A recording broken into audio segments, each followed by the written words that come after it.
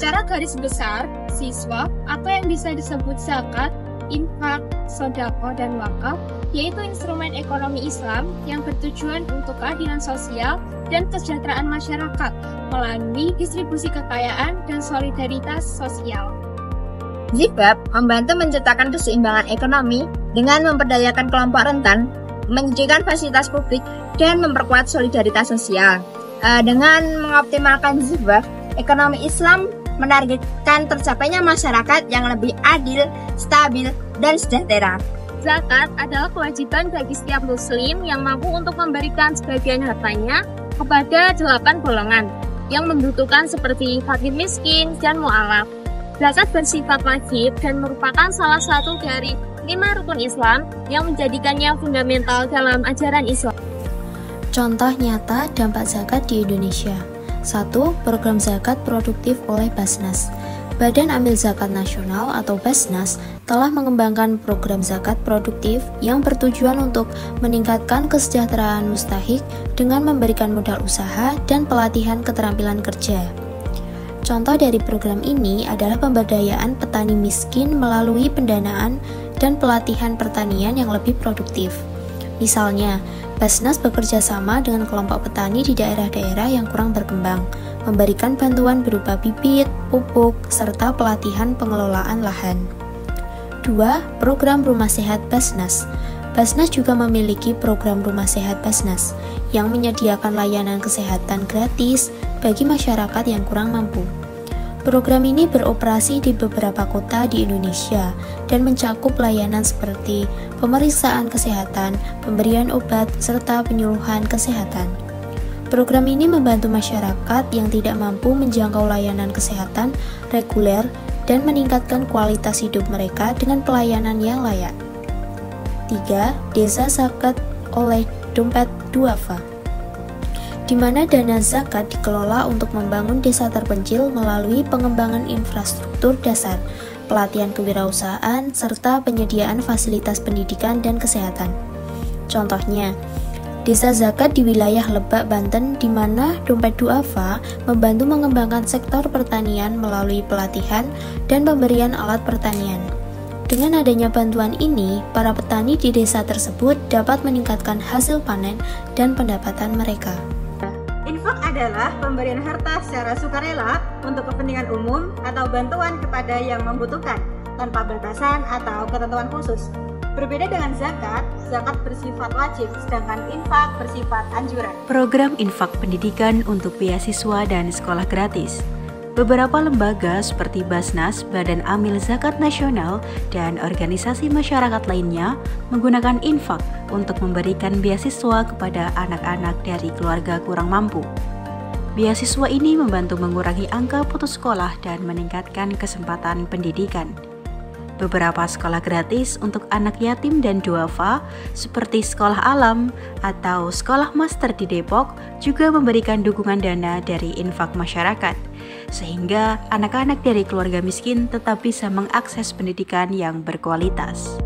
Sedekah adalah pemberian yang lebih luas daripada infak, tidak terbatas pada harta, dan mencakup segala bentuk kebaikan seperti menasihati orang dan memberi bantuan kepada orang lain. Sodaqoh di Indonesia, yang pertama itu berbagi makanan gratis. Di beberapa kota besar seperti Jakarta dan Bandung, program berbagi nasi atau makanan gratis bagi masyarakat miskin menjadi salah satu bentuk sodaqoh yang dilakukan secara rutin oleh komunitas-komunitas sosial. Program ini sangat membantu warga jalanan, pemulung, dan orang-orang yang kurang mampu untuk mendapatkan makanan secara layak.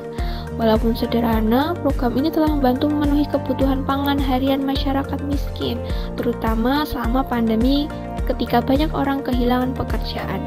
Yang kedua, itu ada program sodaqoh produktif Dompet Duafa. Dompet Duafa juga mendirikan rumah sakit gratis dan klinik kesehatan bagi masyarakat miskin yang didanai oleh sodaqoh dari donatur. Ini membantu mengurangi beban biaya kesehatan bagi masyarakat kurang mampu dan memperbaiki kualitas hidup mereka. Wakaf adalah pembelian aset tetap yang digunakan untuk kepentingan masyarakat, misalnya tanah, bangunan, atau fasilitas lainnya. Wakaf ini bersifat berkelanjutan karena manfaat dari aset tersebut diharapkan terus mengalir bagi masyarakat. Contoh penerapan wakaf di Indonesia. Yang pertama, Rumah Sakit Mata Ahmad Wardi, Serang, Banten. Rumah Sakit Mata Ahmad Wardi adalah rumah sakit yang didirikan atas dasar wakaf produktif dari Badan Wakaf Indonesia atau BWI yang bekerja sama dengan Dompet Duafa. Rumah sakit ini memberikan layanan kesehatan mata dengan biaya yang terjangkau atau bahkan gratis bagi pasien yang kurang mampu. Yang kedua, program wakaf tunai.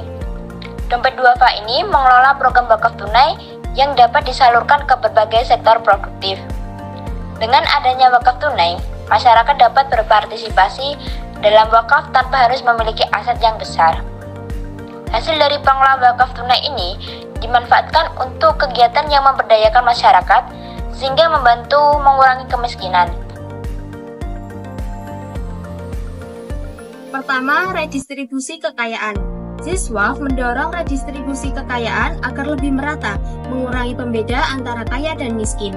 Kedua, stabilitas ekonomi. Dengan memastikan kebutuhan dasar masyarakat tercukupi, Ziswaf mengurangi potensi konflik dan ketidakstabilannya. Yang ketiga, ada pengembangan sektor usaha. Wakaf produktif dapat digunakan untuk membiayai usaha kecil menengah, pendidikan, atau kesehatan, sehingga berdampak langsung pada sektor-sektor penting ekonomi. Yang terakhir, ada pemberdayaan sosial dan ekonomi. Memberikan masyarakat akses kepada sumber daya dan fasilitas yang dibutuhkan untuk hidup yang layak dan produktif. Strategi pengelolaan siswa, yang pertama ada teknologi digital, yaitu penggunaan platform digital untuk donasi zakat dan wakaf, membantu memperluas proses jangkauan, memudahkan proses, dan meningkatkan transparansi. Untuk yang kedua, itu ada pendidikan dan sosialisasi, yaitu mengedukasi masyarakat tentang pentingnya siswa dalam pembangunan sosial ekonomi.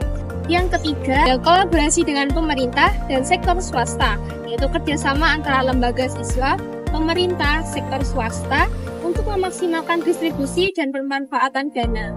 Sebagai pilar ekonomi Islam, Ziswaf ini bertujuan untuk menciptakan kesejahteraan yang berkeadilan bagi masyarakat. Implementasi Ziswaf adalah bentuk ibadah yang tidak hanya berdimensi spiritual, tetapi juga seluruh umat yang bertujuan membangun masyarakat yang adil dan makmur. Sebagai umat muslim, kita memiliki kewajiban dan kesempatan untuk berbagi dengan sesama melalui Ziswaf. Ini adalah salah satu cara kita menunaikan tanggung jawab sosial dan membantu masyarakat yang membutuhkan. Setiap kontribusi yang kita berikan sekecil apapun dapat membuat perbedaan besar dalam kehidupan mereka yang membutuhkan. Mari kita bersama-sama berkontribusi untuk menciptakan masyarakat yang lebih sejahtera dan adil. Setiap donasi Anda adalah harapan bagi mereka yang membutuhkan dan merupakan langkah yang nyata dalam mewujudkan kesejahteraan sosial.